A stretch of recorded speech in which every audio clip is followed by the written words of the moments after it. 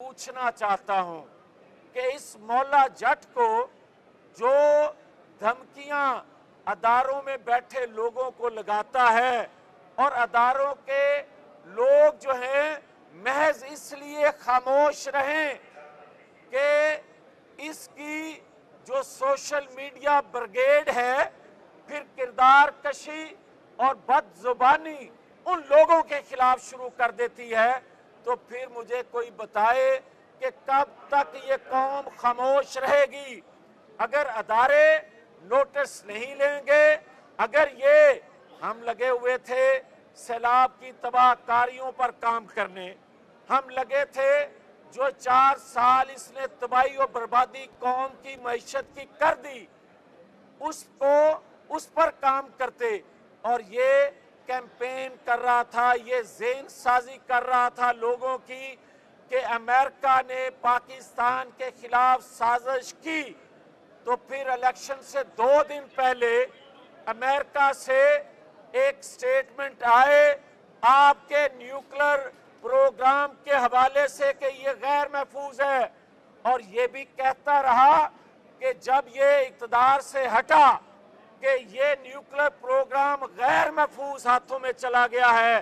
तो ये बयानिया पाकिस्तान मुखालिफ कुव्वतों का भी हो और ये बयानिया बनाए पाकिस्तान के अंदर और अपने आकाओं को सुनाए कि मैं आपके लिए बेहतर काम कर सकता हूं। ये अपनी सीवी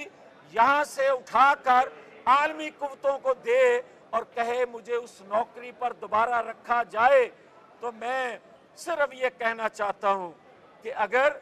इसको नकेल न डाली गई, अदारों ने कानून के दायरे में रहते हुए जो आइन के खिलाफ, जो रियासत के खिलाफ, जो पाकिस्तानी कौम को अदारों के खिलाफ बगावत पर उकसा रहा है, और 2 साल बाद भी दहशतगर्दी का, गद्दारी का मुकदमा वो जिसमें मैंने ये कहा था कि स्मैश करने की धमकियां मरियम नवाज शरीफ को देनी बंद की जाएं। होना तो ये चाहिए था कि जिसने धमकी दी उसके खिलाफ कार्रवाई होती। मैं निशानदेही करने पर मुजरम, मैं ये कहना चाहता हूँ, देखें ये रियासत के लिए हम कहते हैं, बार बार कह रहे हैं कि हम सियासत कुर्बान कर रहे हैं, यहाँ तक कि अपनी ज़िंदगी दे सकते हैं इस रियासत के लिए, मगर अगर कोई ये चाहे कि आज भी किसी की सहूलत कारी करे और ये 2018 के इंतखाबात की तरह इन ज़िमनी इंतखाबात में भी सहूलत कारी की गई है, और मैं बड़ा क्लियर हूं कि भाई कोई बताए कि अगर 30 ज़िमनी इलेक्शन हुए हैं इन 4 माह में, 1 अरब रुपया खर्च कर रहा है वो लोगों की महंगाई से, मजबूरियों से, बेरोजगारी से, उनकी उन मजबूरियों से फायदा उठाकर जो अपना फायदा कर रहे हैं, और एक जलसे पे 20 करोड़ रुपया खर्च कर रहा है ट्रांसपोर्ट से लेकर दीगर टच देने के लिए। तो क्या 20 करोड़ एक जलसे पे खर्च और 60 जलसे कर चुका, 1 अरब एक इलेक्शन पे खर्च करता है और 30 इलेक्शन करवा चुका है। मुझे कोई बताएगा ये अरबों खरबों रुपया कहां से आ रहा है? हमें तो कहा जाता था कि आपका लिबास जो है वो आपकी आमदन से मुताबिकत नहीं रखता, तो फिर इस वेले मुस्टंडे का कोई पूछेगा कि भाई ये अरबों खरबों रुपया कहां से आ रहा है, तो मैं ये जरूर कहना चाहता हूं कि ये मौला जट का रोल हिट तो हो रहा है, ये कोच के लिखे हुए डायलॉग जो हैं वो सुपर हिट तो हो रहे हैं। ये खिलाया जो जा रहा है, ये खेल तो अच्छा रहा है, हकीकत में ये रियासत के साथ खेल रहा है, जो आने वाले वक्तों में रियासती अदारों नहीं, कौम को भी भुगतना पड़ेंगे अगर हम आज भी रियासत के लिए, कौम के लिए खामोश हैं। तो उसका हरगिज मतलब ये नहीं कि कोच खिलाता जाए और मौला जट बड़े बड़े डायलॉग बोलता जाए और वो सुपर हिट होते जाएं, अरबों खरबों रुपया लगाकर इलेक्शन चुराए जाते रहें और फिर कहा जाए ये पॉपुलर बहुत है। और अगर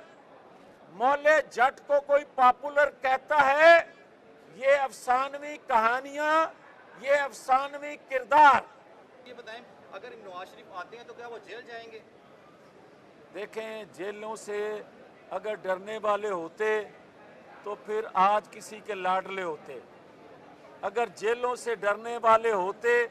तो आज इस अदलिया की इमारत के नीचे न खड़े होते। अगर जेलों से डरने वाले होते तो बेगम कुलसूम नवाज को बिस्तरे मर्ग पर छोड़कर पाकिस्तान जेल काटने न आते। सुने, अगर कोई ये समझता है कि ये डायलॉग जो इसको लिख के दिए जा रहे हैं मौला जट के, ये बड़े हिट हो रहे हैं और ज़िमनी इंतखाबात में उसके नताइज आ रहे हैं, तो सुने, वो सुनकर कांपेंगे जो मुहिब्बे वतन हैं कि हमने कितनी बड़ी कुर्बानी दी है रियासत के लिए। ये अफसानवी कहानियां वक्ती तौर पर हिट जरूर होती हैं, मगर अफसानवी कहानियां, मौला जट की कहानी, उस मूवी और हकीकत में पाकिस्तान को चलाने में जमीन आसमान का फर्क है, ये सोचना पड़ेगा। अच्छा, ये बताएं कि आप कह रहे हैं कि इमरान खान लाडला है, लेकिन हकीकत ये है कि मरियम नवाज के केसेस खत्म हुए, हमजा शहबाज के सारे केसेस खत्म हुए,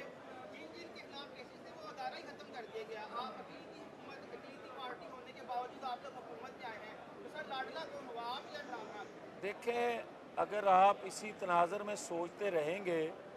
कि मरियम नवाज शरीफ को जिस तरह सज़ा दी गई थी, दिलवाई गई थी ख्वाहिश किसी की पूरी करने के लिए, वो भी ज़रूर जहन में रखा करें। और हमने जेलें काटी, और आज जो आप अदारे की बात कर रहे हैं कि किसी को ख़त्म किया जा रहा है, मरियम नवाज शरीफ ने पिछले जो कानून था उस अदारे का, उसी के तहत बरी हुई है, हमने कोई रिलीफ नहीं लिया।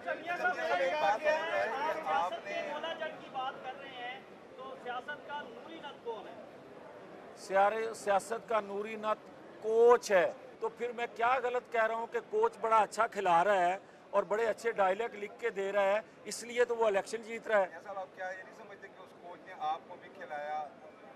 मरियम नवाज ने ओपन जलसों में कहा कि हमें हुकूमत नहीं लेनी चाहिए,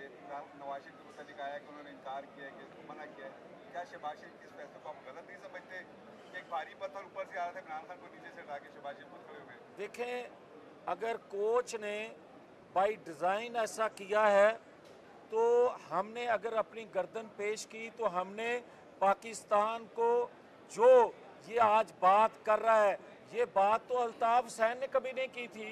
ये बात तो उस वक्त की बंगाली क़यादत ने नहीं की थी, जो ये आगे करने जा रहा है। क्या इस चीज़ का इंतज़ार किया जा रहा है कि अल्ताफ हुसैन ने जो बातें की ही और जो बंगाली क़यादत उस वक्त की जो डिमांड कर रही थी, ये उस वक्त का डायलॉग बोले और डिमांड करे, उसका इंतजार किया जा रहा है। और हमें कहा जा रहा है कि हमने जो है जनाब हुकूमत के लिए अपनी सियासत, हमने सियासत कुर्बान की है रियासत के लिए, और ये वक्त बताएगा कि वो भारी पत्थर जो है वो रियासत पे गिर रहा था, वो हमने अपने कंधे पे उठाया। आखिरी